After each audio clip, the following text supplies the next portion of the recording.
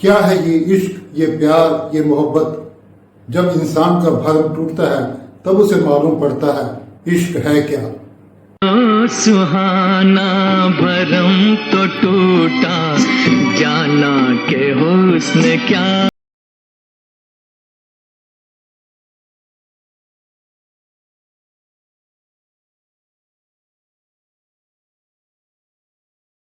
है guide film की, यही कहानी है राजू की। राजू जो एक गाइड था, मगर उसका कसूर केवल इतना था, वह एक ऐसी औरत से सहानुभूति कर बैठा, उससे प्यार कर बैठा जिसका पति उस पर जुल्म करता था, जिसका पति उससे प्यार नहीं करता था। नहीं भूला कि तुम्हारी रगों में खून कहता है।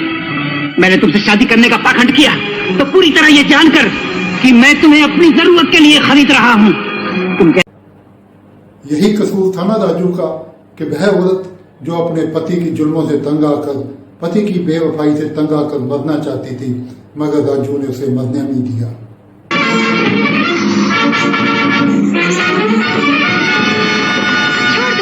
छोड़ दो मुझे, छोड़ दो। उसे जीने की प्रेरणा दी, उसे सहारा दिया, उसके सुख दुख को अपना सुख दुख बनाया, उसके सपनों को अपना सपना बनाया। तेरे दुख अब मेरे, मेरे सुख अब तेरे। क्या क्या नहीं सहा राजू ने उस औरत के लिए। उसकी माँ, उसका मामा जो नहीं चाहते थे कि राजू एक शादीशुदा औरत के लिए अपना जीवन बर्बाद कर दे, मगर राजू कहाँ मानने वाला था। उसने उनसे भी लड़ाई मोल ले ली, आखिर में वो घर छोड़कर चले गए। तेरे बाप का घर है, तेरे भाई का घर है, तेरे खामिन का घर है। अगर नहीं है तो फिर तू यहाँ क्यों? हम तुझे खरीद देंगे। आप मेरे मामा नहीं होते तो मैं आपसे कहता कि आपको किसी लड़की से बात करने की तमीज नहीं। क्या क्या नहीं किया राजू ने उस औरत के लिए। उसने उस औरत के लिए सारे समाज को अपना दुश्मन बना लिया। जो कोई उस औरत के बारे में कुछ भी कहता, राजू उससे लड़ पड़ता, उसको अपना दुश्मन बना लेता, चाहे वो आस पड़ोस वाले हों, चाहे वह उसके दोस्त हों। तू उस औरत को अपने घर से निकाल दे। उस औरत के लिए तूने सारे शहर को दुश्मन बना रखा है। फिर एक नर्तकी का क्या धर्म ईमान, जो अपने खामिद को छोड़ के आ सकती हूँ, तेरा साथ कर। एक लफ्ज और ये दोस्ती गई भाड़ में गई ये दोस्ती, जो एक आवारा औरत के लिए दो दोस्तों में झगड़ा करा दे। उस औरत का शौक था नाचना, उस औरत का पैशन था डांस, वह डांसर बनना चाहती थी। राजू उसके इसी सपने को साकार करने के लिए उसने अपना सब कुछ दांव पर लगा दिया, अपना सब कुछ छोड़ दिया, जी जान से उसके सपने को साकार करने में लग गया। राजू की डेडिकेशन, उसकी मेहनत रंग लाई और एक दिन वह औरत देश की सुपरस्टार डांसर बन गई और नलनी के नाम से प्रसिद्ध हो गई।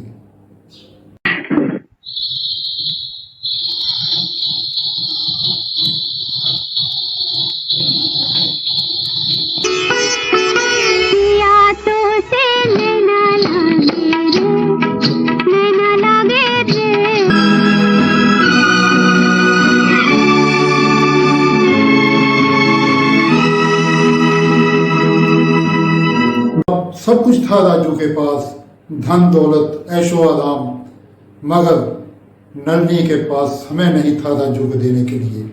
वह अपने काम में इतनी व्यस्त हो गई, इतनी ऊंचाइयों पर पहुंच गई कि वह राजू को इग्नोर करने लगी। अच्छा जाओ, आप सो जाओ अपने कमरे में। हमेशा जाओ जाओ कहती हो आजकल। नहीं राजू, मुझे भी सब अच्छा नहीं लगता। मैं अच्छा नहीं लगता। कुछ अच्छा नहीं लगता। उनके बीच दूरियां बढ़ने लगी, मान मुटाव बढ़ने लगा। कई बार नलनी राजू को इतनी कड़वी बातें सुना देती कि राजू के दिल को गहरी ठेस पहुंचती। मार्को ठीक था जब वो कहता था आदमी को औरत की कमाई पे नहीं रहना चाहिए। तो तुम्हें गलत फहमी है कि मैं तुम्हारी कमाई पर रहता हूँ। और तुम भूल गई हो कि मैं वो सीढ़ी हूँ जिसका सहारा लेकर तुम ऊपर पहुंची हो। भूल गई हो कि तुम्हारी कमाई की एक एक पाई मेरी मेहनत का नतीजा है। तुम डाल सकती पहले भी। पुराना समय वापस लाने के लिए, पुराना प्यार वापस लाने के लिए राजू ने नलनी के आगे मिन्नतें की, गिड़गिड़ाया। तुम कहोगे तो मैं शराब छोड़ दूंगा, जुआ छोड़ दूंगा, अपने सब दोस्तों को छोड़ दूंगा, सारी दुनिया छोड़ दूंगा, लेकिन एक बार मेरे लिए वही रोजी बन जाओ। एक बार। एक दिन नलनी ने राजू को यहाँ तक कह दिया कि वह उसके कमरे से बाहर चला जाए, वरना वह बाहर निकल जाएगी। राजू, चले जाओ राजू, वरना मुझे बाहर जाना पड़ेगा।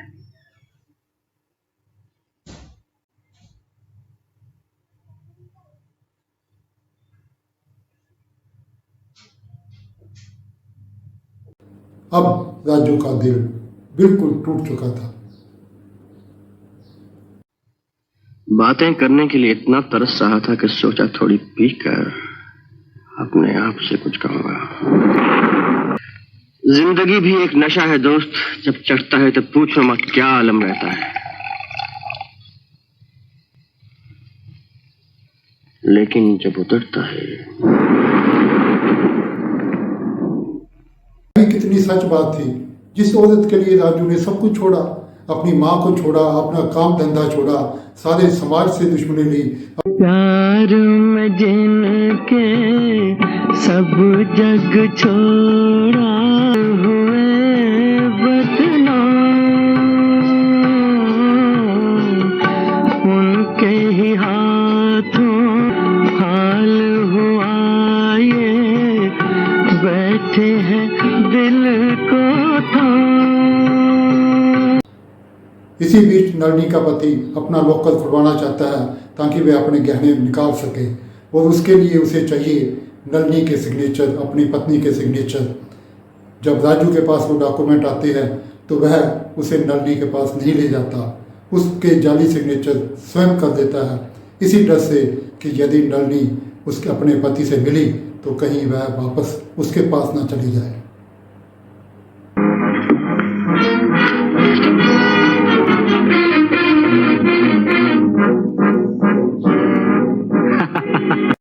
जब नलिनी को इस बात का पता चलता है तो वह बात की गहराई तक नहीं जाती, बल्कि राजू को बेईमान घोषित कर देती है।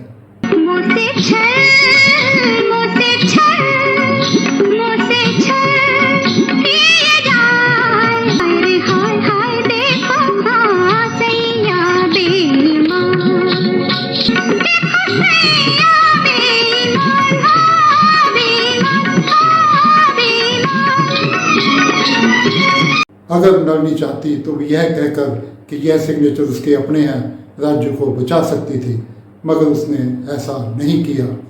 जाली सिग्नेचर करने के जुर्म में राजू को 2 साल की कैद हो जाती है। दफा 417 ताजीरात हिंद के तहत जाली दस्तखत करने के जुर्म में तुम्हें 2 साल की सजा दी जाती है। राजू जब जेल से निकलता है तो सबसे पहले वह चल पड़ता है अपने घर की ओर।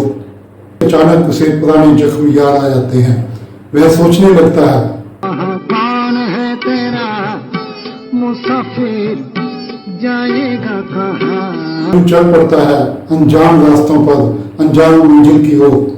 रास्ते में उसे साधुओं का एक टोला मिलता है, वह उनके साथ हो लेता है।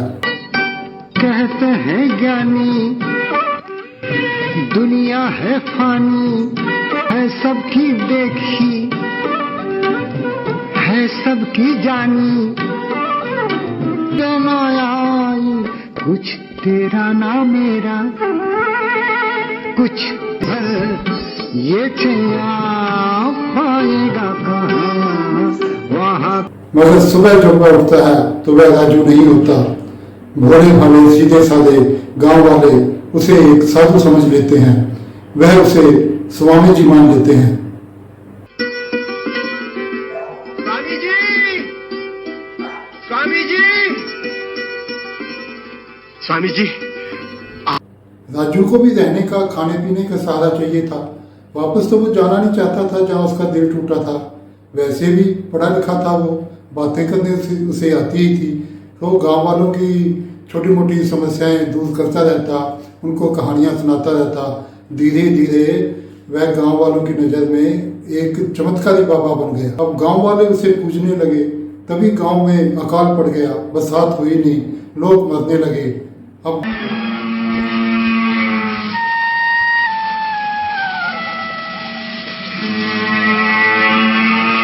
गांव वालों को कोई सूझा नहीं।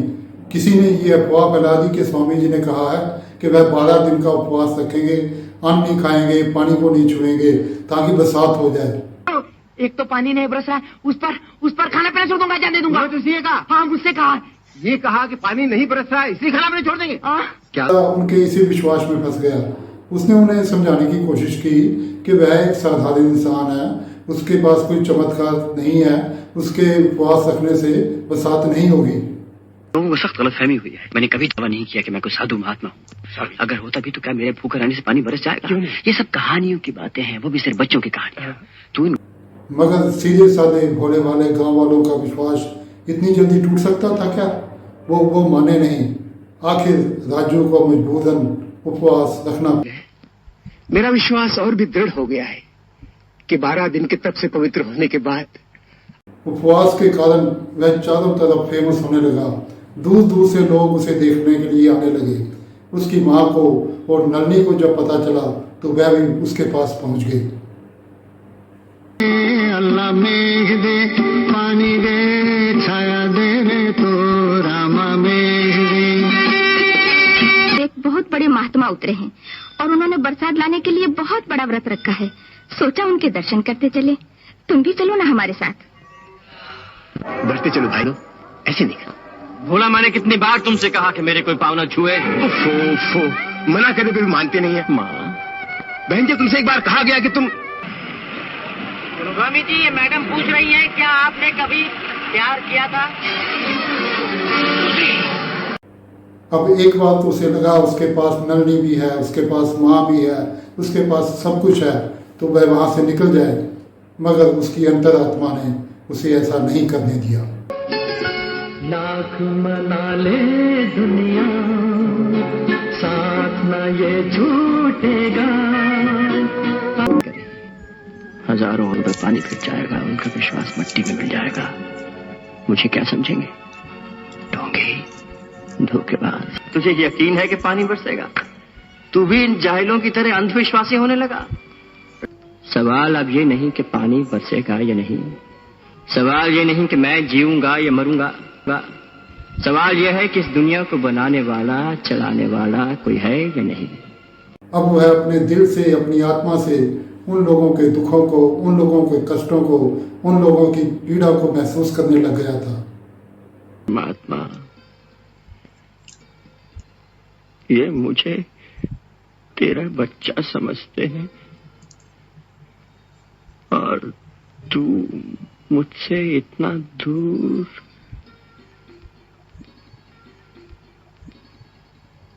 मेरी ना सही, इनकी सुन ले। इनका दुख हर ले राम, हर ले। नहीं राम, हे राम, हे राम, हे राम। उपवास के कारण धीरे धीरे उसका शरीर तो कमजोर होने लगा, मगर उसकी आत्मा नहीं, उसका मनोबल नहीं। मौत एक ख्याल है जैसे जिंदगी एक ख्याल है। न सुख है, न दुख है, न दीन है, न दुनिया। अब इसे इत्तेफाक कहिए, लोगों का विश्वास कहिए, या राजू के उपवास का चमत्कार कहिए। आसमान में बादल छा गए, बिजली चमकने लगी, बहुत तेज बारिश होने लगी। दूर पहाड़ पर पानी बरस रहा है, शरीर भीग गया। बदल लो।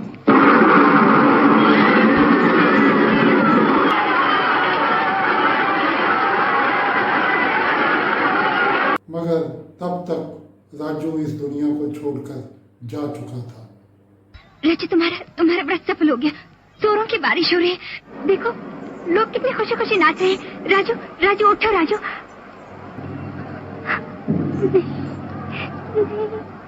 राजू!